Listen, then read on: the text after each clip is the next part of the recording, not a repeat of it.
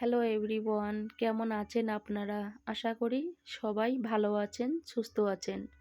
কয়েকদিন ধরে আমি একদম ভালো ছিলাম না।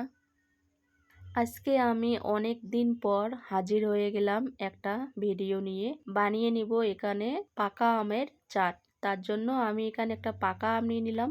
আমটা ভালো করে ধুয়ে পরিষ্কার করে খোসাটা কিন্তু আমি ছাড়িয়ে নিলাম। এখন দেখতেই পাচ্ছেন খুব সুন্দর একটা ডিজাইন করে নিচ্ছি আমি। আর অনেক দিন ভিডিও আপলোড করতে পারি নাই, অনেক দিন ধরে আমার শরীরটা একদম ভালো ছিল না। তো আমটা ভালো করে ডিজাইন করে নিলাম আর মাশাল্লাহ অনেক সুন্দর লাগছে। এখন আমি এখানে বিট লবণ দিয়ে দিচ্ছি আর দিয়ে দিব চাট মশলা আর উপর দিয়ে একটু দিয়ে দিচ্ছি মরিচের পাউডার। অনেক সুন্দর লাগছিল খেতে। কে কে খাবেন চলে আসেন।